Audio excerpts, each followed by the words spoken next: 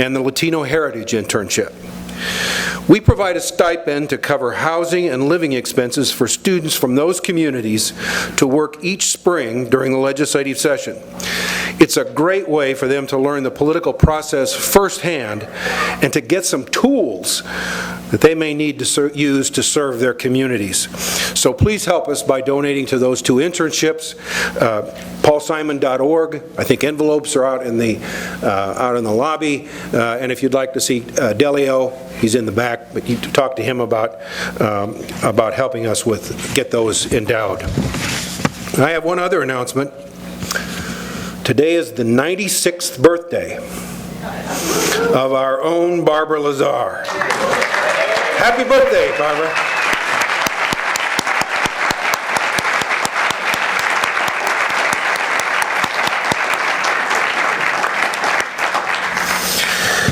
This event would not be possible without the help of first-year law student Willie Lyles from Blythewood, South Carolina. He is a member of the Black Law Students Association. You see, Willie is a former intern and staffer for Congressman Clyburn. If you want to get a speaker to make the trek from South Carolina to Carbondale, it helps to have a former intern and staff member working the phones. Willie, will you come up and introduce your boss?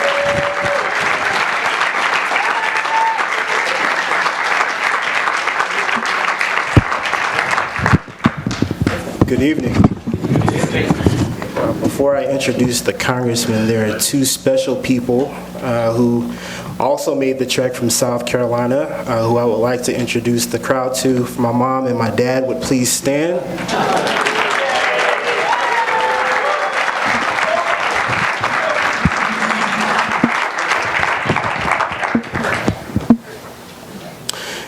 If you would rather see a sermon than to hear a sermon, look no further than Congressman James E. Clyburn.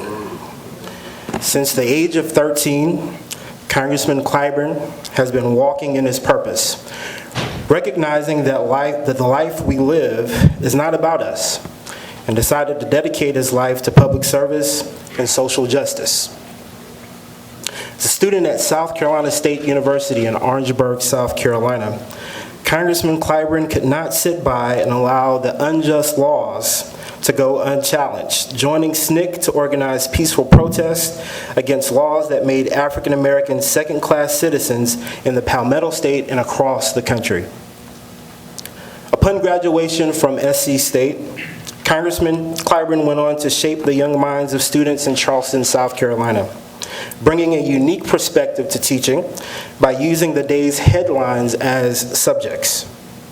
He would later go on to try his hands in politics, running 3 times without success.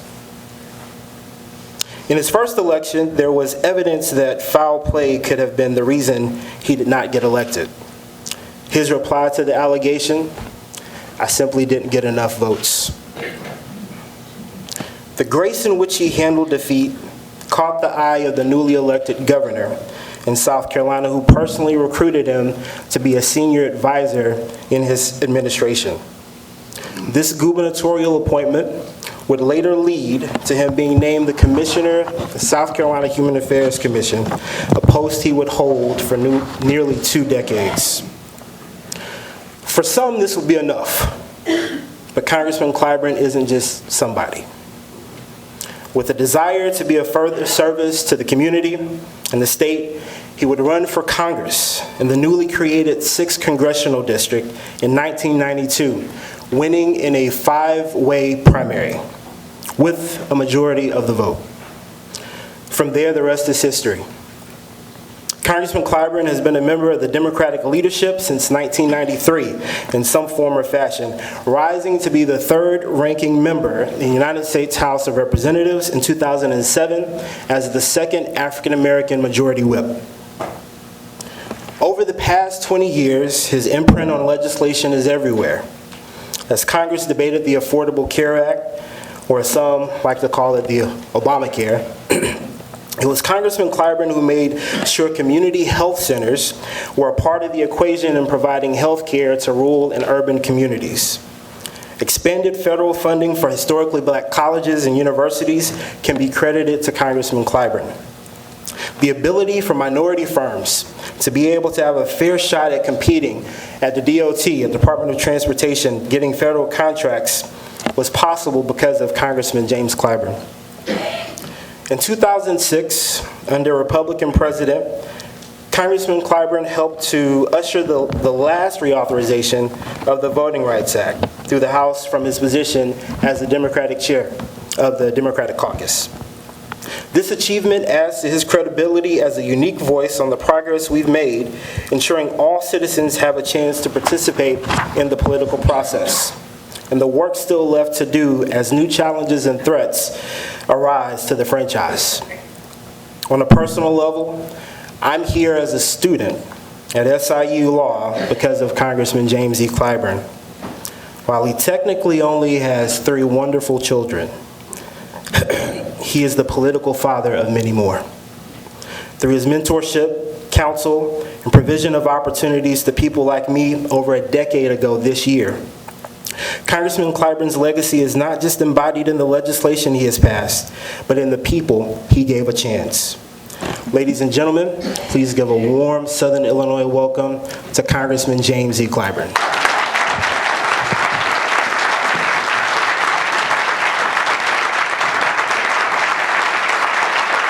Thank you.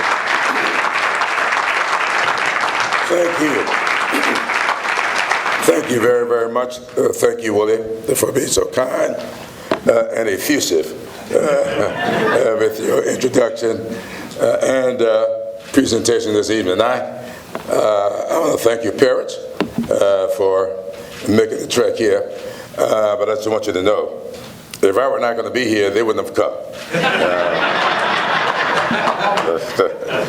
Thank you so much. I must apologize for this nasal sound you hear, and every now and then you will notice that I might miss a syllable. I want to set that up front. My wife has always told me that I never should open a speech by apologizing, but she's not here tonight. And so I apologize for this, but it's not my fault. Recycled air on the airplanes just kind of destroy me. And the older I get, the more effective the recycled air is on my sinuses. So I don't feel bad at all. I just having trouble because of airplane travel last weekend that didn't do me any good. I want to thank the President for allowing me to be on the campus as well as this institute. I knew Paul Simon. He was one of my favorite people, and quite frankly, I noticed his daughter is here.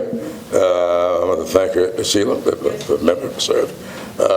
We campaigned together several times a few years ago, and it's good to see her here this evening.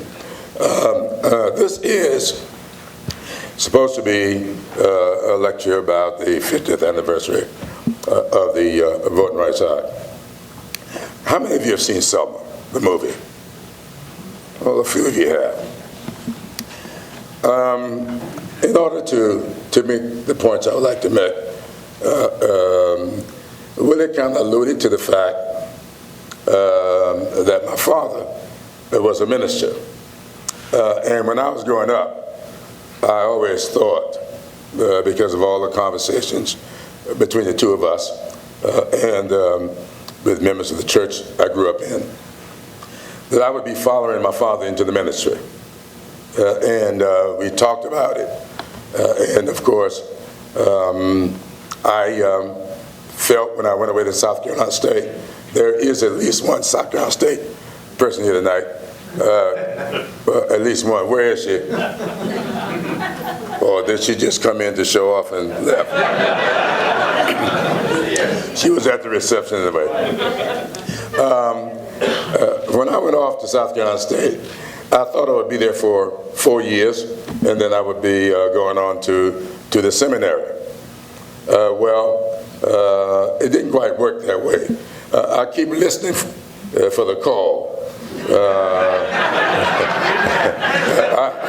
I never heard it.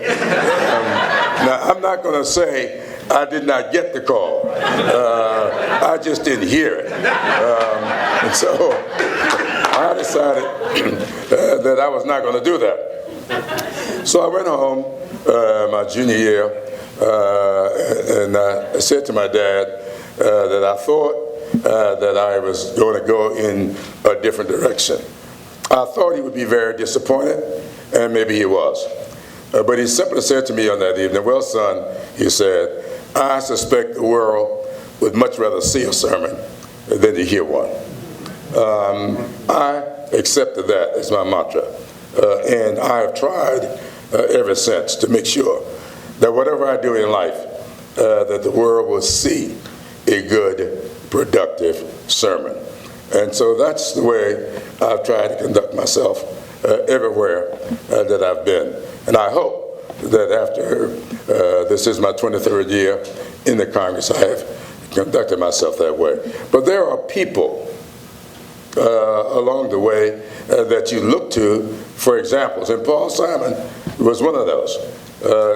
He was a guy that really, and I always liked that resonant voice he had too, you know. When I'm not suffering from sinuses, I can emulate that voice real well. But it was not a partisan thing. I have 3 daughters. Of course, I grew up with 2 brothers. So I just kind of thought, when I went off, got married, and started having children, I was going to have sons. Well, the good Lord thought differently, and so I have 3 daughters. And it may have helped to preserve my political career, because if I did have a son, his name would have been J. Everett. That was the deal I cut with my wife, because I was that fond of J. Everett Dirksen. I always felt that. Now, I was a student when all of the civil rights stuff was taking place. I was so involved in the Civil Rights Act and all the lead up to it. As was said in the introduction, tomorrow, this was not said in the introduction, but tomorrow I go to Shaw University in Raleigh, North Carolina. And one of the reasons I'm on that campus tomorrow, because it was during this month, 55 years ago, 1960, that SNCC was born. Well, this is still March. It was April 1960. SNCC was born on the campus of Shaw University. And the second meeting of SNCC was in October 1960 on the campus of Morehouse College. It was the weekend that I first met Martin Luther King Jr. and John Lewis. We were all, well, John and I were in SNCC together. We were at Shaw, and we were there at Morehouse. I would always believe, though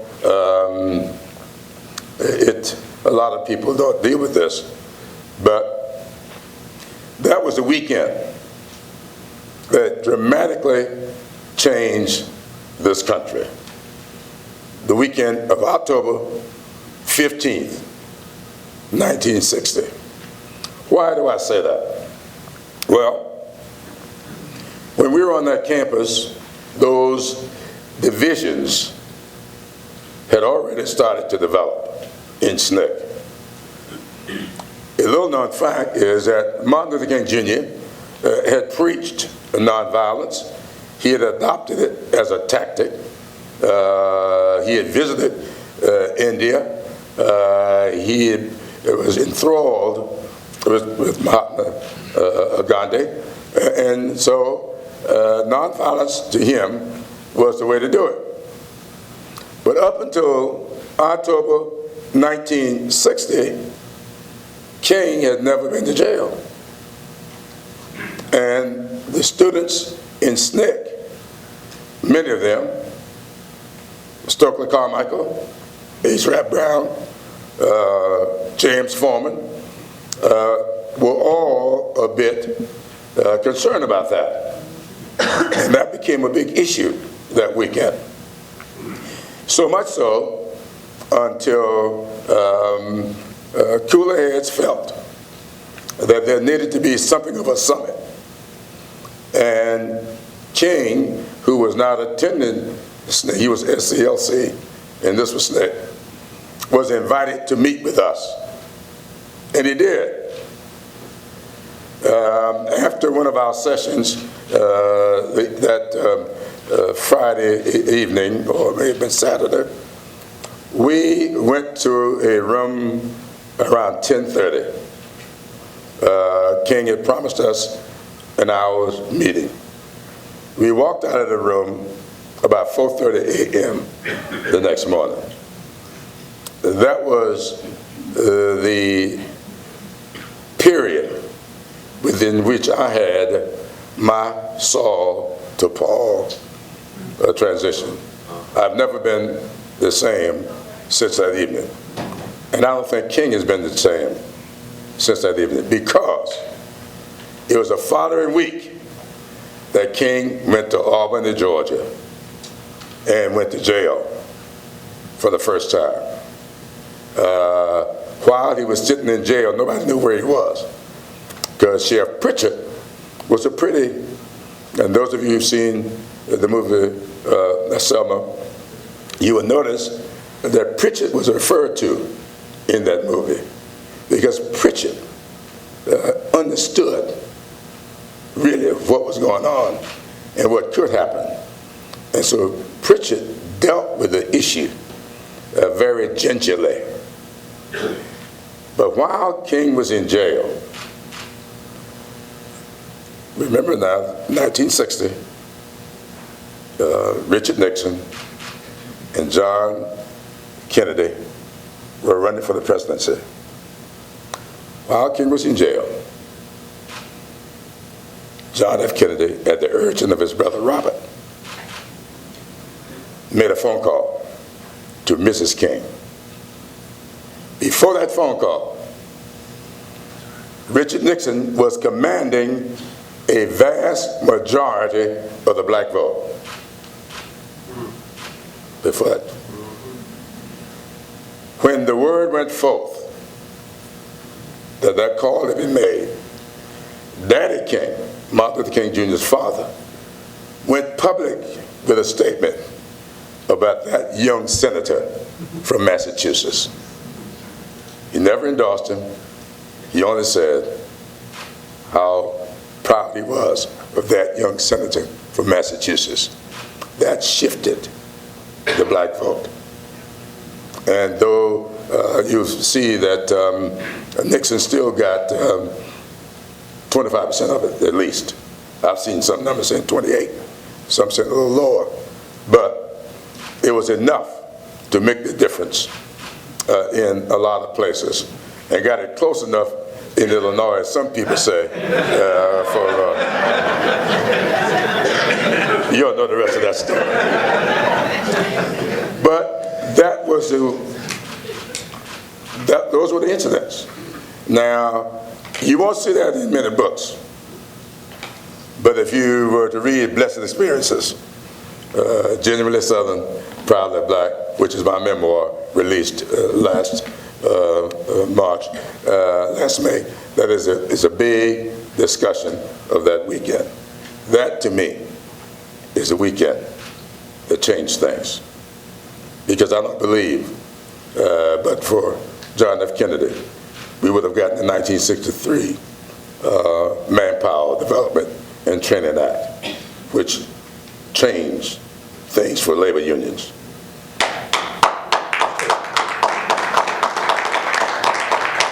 Then in 1964, of course, after the assassination, Lyndon Johnson was sitting there, and became president. And in 1964, after the 64 elections, Lyndon Johnson began to, of course, work on getting us the Voting Rights Act. Now remember, in the movie, you notice that Johnson was very reluctant. Now, I don't know why they do these things in movies, but they do them. This was not the first time I've seen such a gross error, which I think was contrived for some reason. I don't know why. But Lyndon Johnson did not, as we say down south, sick Herbert Hoover on Martin Luther King Jr. Thank you. No, he did not. The fact of the matter is, the authorization for the wiretaps of King had been authorized by Robert F. Kennedy as Attorney General. Now, the movie would make you believe that he did, but that's not true. However, just so you know, there's something about movies. How many of you saw the movie Lincoln? If you remember, in the movie Lincoln, when the roll call was made of the states to approve the 13th Amendment, when Connecticut was called out, the vote was no. That was not true. Right. I have absolutely no idea why they did that, but that's in the movie. But that ain't true.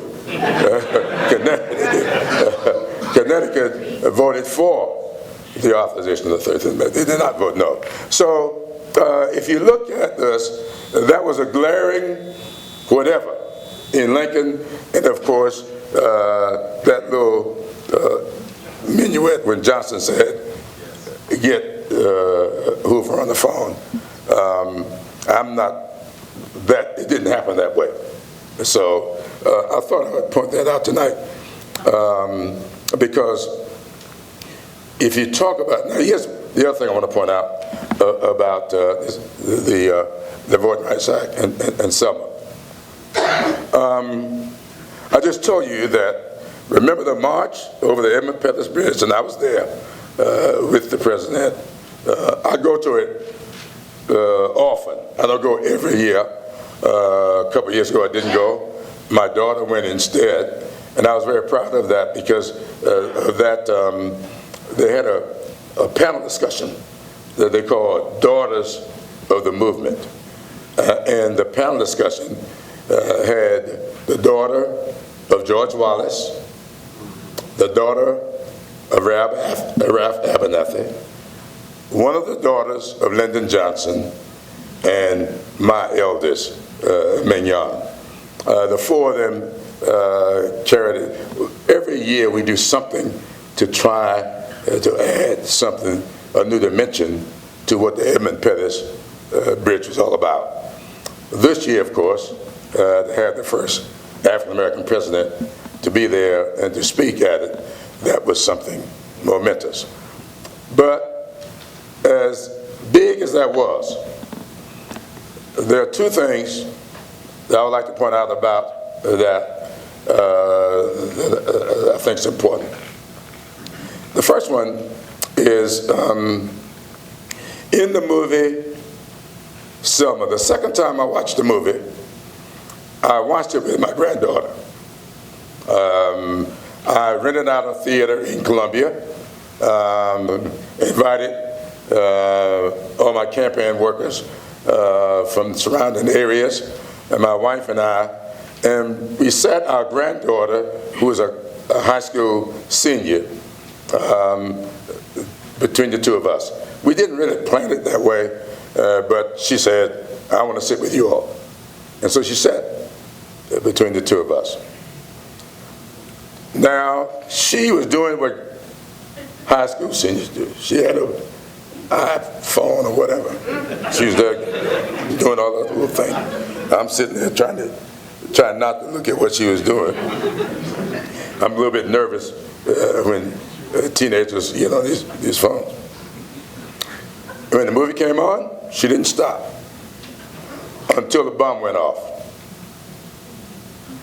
And when those little girls were walking down the staircase and the bomb went off, she stopped. And she put the iPhone away and she started watching it. And I watched her. She got enveloped.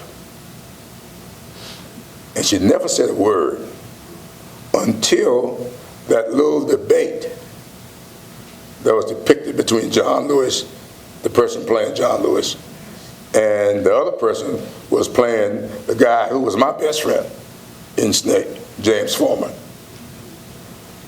And Foreman was admonishing John not to participate in the march. And John was insisting that they should. And my granddaughter leaned up to me at that point because she knows John Lewis. And she says, "Granddaddy, who is that guy that's arguing with John Lewis?" I wouldn't let her continue. I stopped her and said, "Well, that's James Foreman.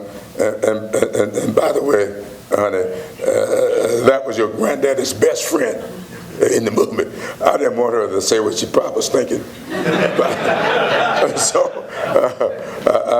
So then she said no more. When the movie was over, she and her mother, her father, no, I don't think her father was there.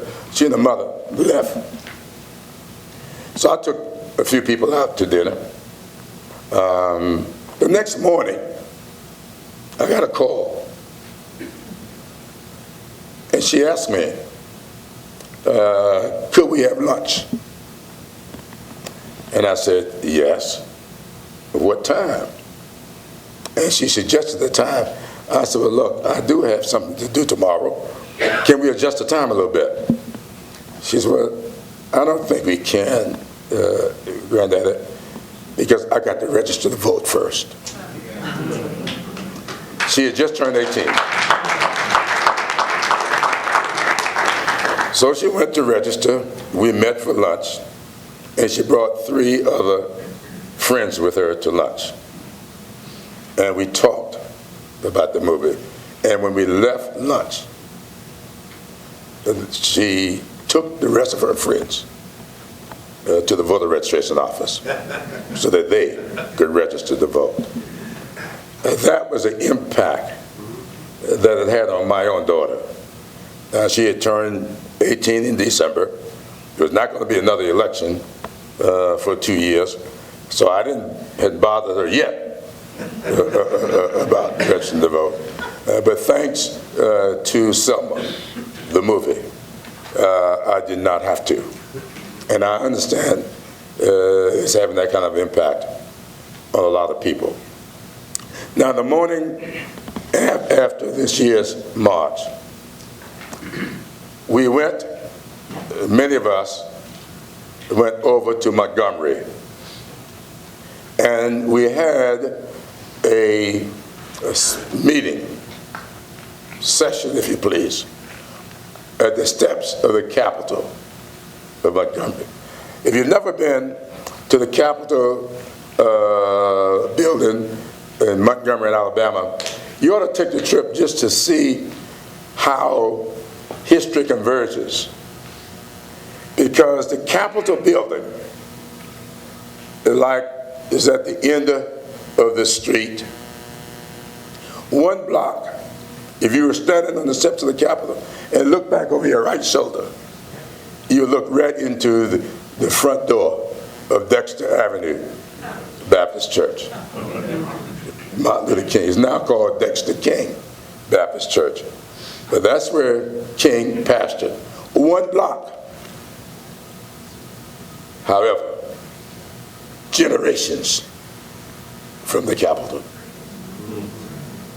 If you go 1 block up the hill from Dexter Avenue, that magnificent Civil Rights Museum is there. It's just mind-boggling to think about King pastoring 1 block from where George Wallace was presiding. And they could be so far apart on this climate. It's just amazing to think that. But while we were there, I was sitting in the front row, and I was kind of listening to the speeches. And I was in a strange mood. I can't explain the mood I was in. Juanita Abernathy, the widow of Ralph Abernathy, made an incredible speech. I had forgotten how articulate she is. Just a great speech. She was followed to the podium by Peggy Wallace Kennedy, the daughter of George Wallace. And in her speech, she told the story of her Saul to Paul transformation. She said that she had taken her son, who was riding in the seat in front of me on the bus as we went to the bridge. I had chatted with them, but I had no idea what had transpired between the two of them. She said she took him to the King Center in Atlanta,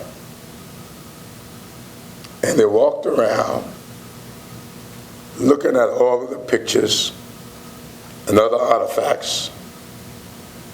And her son said to her, "Mama, why did Papa do all those bad things to all those people?" And she said to him, "Son, Papa never told me why he did those things, but he was wrong. And it's up to you and me to make it right."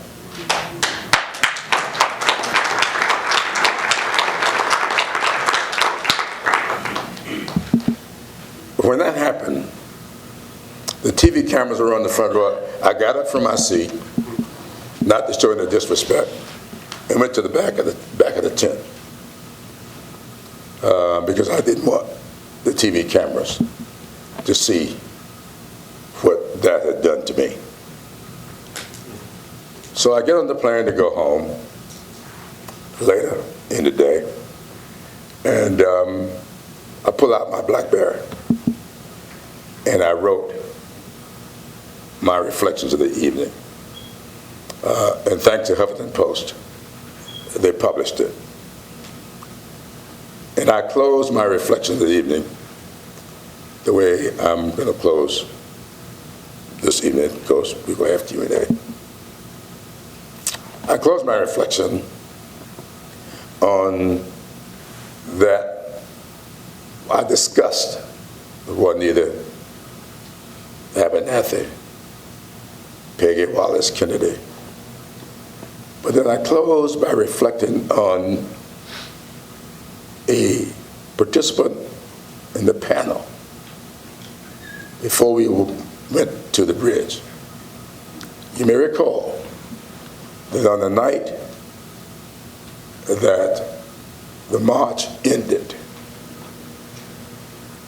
the marchers were being driven. They had walked from Selma to Montgomery, and marchers were being driven back to Selma from Montgomery. Viola Rizzo, a white woman who had gone down to help with the march from the north, was driving some of the marchers back, and she was shot in the head and murdered. Her daughter was there with us at this 50th commemoration. And on the panel she said that a lot of people have asked them she and her siblings and her father offered. Why did your mother leave the comfort of her home and go down to Selma? Why did she do that?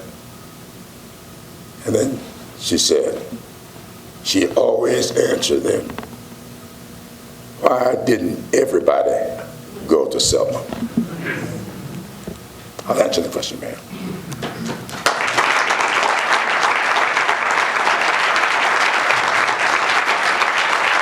Thank you.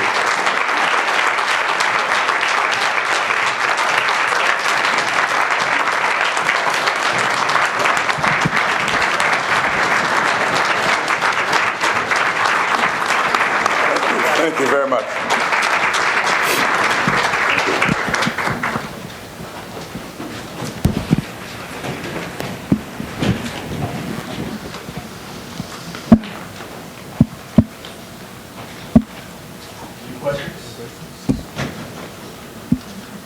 Right back here. All right.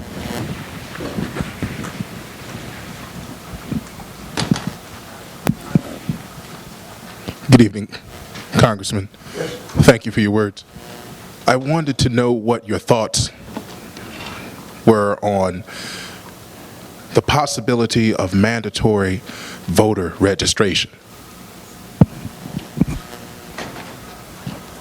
There's some countries who do.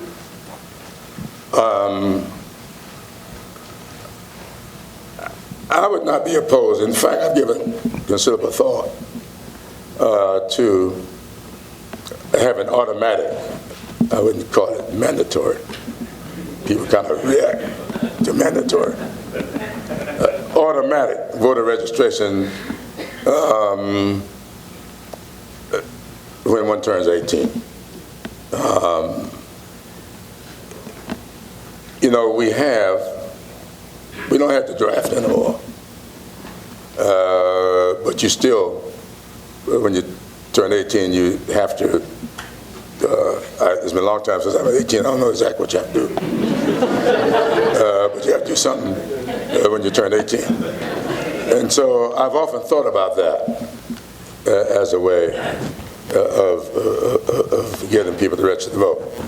However, I always immediately set that aside because voter registration ain't the problem. Voting is the problem. I've been to Ferguson, and registration in Ferguson ain't bad. I mean, it ain't perfect, but it ain't bad. Voter participation in Ferguson, horrible. So if you got people registered and only 6 or 12% of those who are registered turn up to vote on election day, so what is the registration for? So I often think about that, but I never pursue that because I don't think voter registration is a problem, getting people to vote. In fact, I talked with a gentleman earlier, I'm sorry I didn't get his name, who first I wrote to speak to him. He says, tell me, what are we going to do to get the people, especially in Mississippi, he said, to vote? Well, as soon as I figure that out, I think I can be a pretty wealthy man. I don't know. I understand the question, but we don't have a big problem with voter registration. Our big problem is getting people to vote. And I don't know why people won't vote. I'll tell you something I do have, I don't know, enemy, I don't ever care a whole lot about making news, but I do believe that we have to change our method of voting.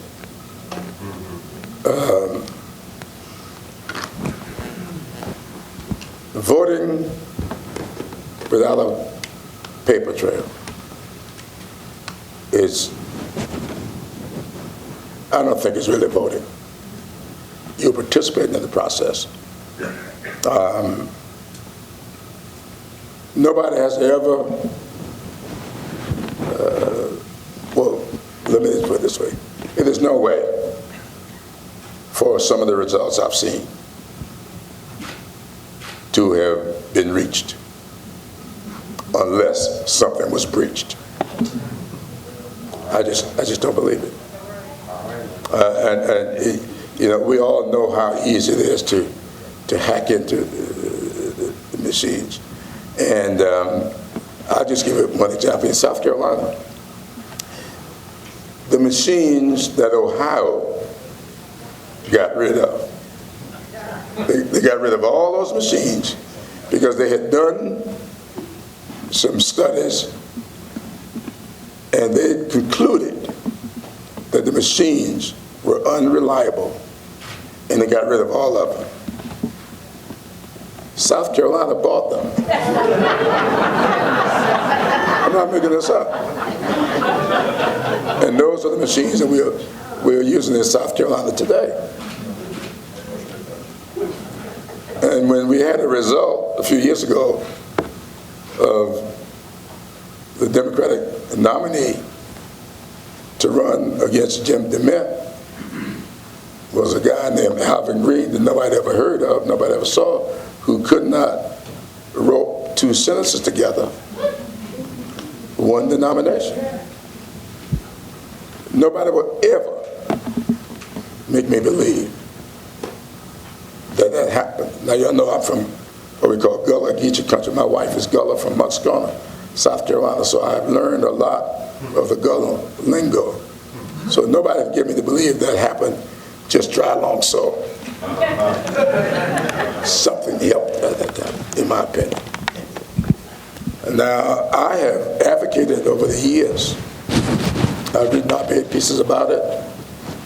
So anybody that tell you I just got here, I'm not telling you the truth. I was here before I ever got to Congress. I'm not a big advocate of what we call winner-take-all elections. I think if you go back and look at the history of the country, Illinois had cumulative voting just a few years ago. New York had cumulative voting. We had cumulative voting in South Carolina. We didn't get rid of cumulative voting in South Carolina until they changed the Constitution in 1895. And they changed the Constitution in 1895 to make it almost impossible for black people to register to vote. It's when we changed to winner-take-all elections. Up until that time, we had cumulative voting. When Carol Moser Brown was first elected statewide in Illinois, if my memory serves, she got elected when you had cumulative voting. I don't think she would have gotten elected if you had winner-take-all elections. I just don't think so. And I really believe that we went to that system as a way of minimizing the impact of minorities. And we've kept it, and we've perfected it, and with redistricting and everything else, we have made it almost impossible to have effective voting. I've always been a proponent of cumulative voting, proportional voting, other ways of voting rather than winner-take-all elections. I know I'm crying in the wilderness, but I'm crying anyway. Yes, sir. Congressman, thank you. Thank you. For such an inspirational, touching, wonderful address as a member from the old school. I think it was Nelson Mandela who said, the greatest weapon that you can use to change the world is education. But after listening to you tonight, sir, I think it's more than education. And I would just like for you to, off the cuff, reflect just a little bit on how you can have such a positive attitude without hate, with sensitivity, in this environment we're in, for the youth that I'm disconnected from, and the old school that I commune with, just give us a few words of wisdom on what we should do to make this place a better place for all of us. And thank you so very, very much. Thank you so much. And just so you know, I'm old school too, but I too remember you. Thank you, Mr. Shepherd. I remembered your name.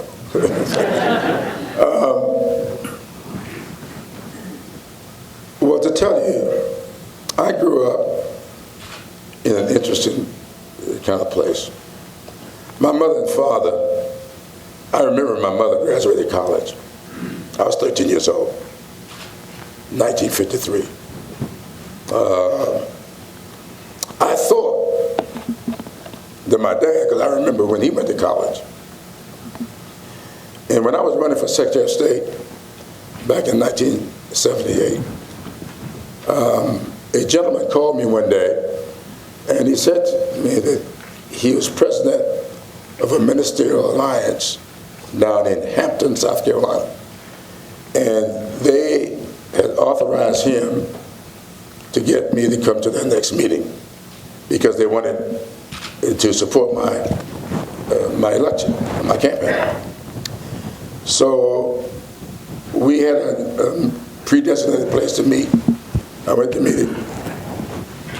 And when I got there, he was there. And after some greetings, he said to me, he said, you know, you have an interesting last name. I've never heard that name, Clyburn, but one time before in my life. And it belonged to one of my classmates at Morris College. He says, I never knew his name, but everybody called him E.L. Would you happen to know him? And I said, yes, that's my daddy. So he said to me, he said, well, you know, it's a funny thing. He says, he was one of the smartest guys in the class, but he didn't show up his senior year. He dropped out. He never graduated. And that shocked me. This was 1978. My dad had just been diagnosed some months earlier with prostate cancer. And my mother had already passed from multiple myeloma. And so I knew, felt I knew, that my dad would not be with us much longer. But I had never heard, I just thought he graduated college. So I got in my car after I left that meeting and drove straight to Sumter. Got home, I had to stop at the phone booth and call my dad. He says, I'm on my way to Sumter, I need to talk to you about something. I didn't tell him what it was. I got there around midnight. And I sat down with my dad that night and I told him what I had just heard. And with tears streaming down his face, he told me the story of why he didn't graduate. And the reason he didn't graduate is because where he was growing up in Kershaw County, South Carolina, there was no school available to blacks beyond the 7th grade. And so when he got to the 7th grade, he kept going back to school until the teachers, after the 3rd year, would not let him come back. He was too far advanced for the rest of the students. So he told me he went and got a job in a bakery shop. And he kept studying. And he studied. He read. And he got to the point where he thought that he could get admitted to college, so he took a college entrance exam, passed it, and was admitted. And after his 3rd year, the professors came in, or the head of his department, and told him that they did not have a record of his high school graduation in his folder. And they were not going to allow him to go into his senior year until he could produce that record. Well, he couldn't produce it because they didn't have it. And so I told that story publicly one day. I didn't know it, but the president of Morris College was sitting behind me on the podium. And when I finished telling the story, well, I sat down, he came up to me He said, I've known you a long time. I've never heard you say that before. Is that true? I said, I don't know why my dad would lie about that. Because my dad died about 3 months after he told me that. So about 3 or 4 days later, Dr. Richardson called me and says, I went into the archives of the school and researched the records. What you said is absolutely true. And I'm taking it to the Board of Trustees to correct that. And 20 years after his death, he was awarded his degree. Now, the conversation I had with my dad that night as to why he didn't finish high school was a conversation that was almost like the conversation I had with Martin Luther King Jr. Much earlier. And from the way we talked that night and the discussion we had between 12 and around 2 a.m. in the morning, whatever bitterness I may have had or may have even been born with, it left that night. And I have not been bitter since. I think that my job is to work as hard as I possibly can to correct those wrongs, but not waste all my energy and emotions being angry or demonstrating anger. So I never will. I never will. I owe it to my dad.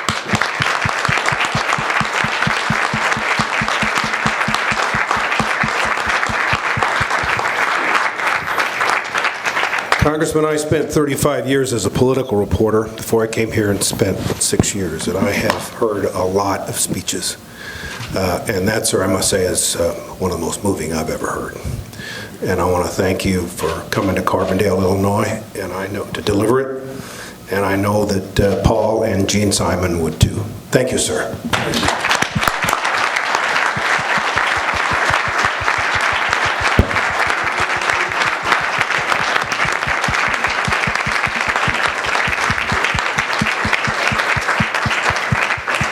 Thanks to all of you for being here.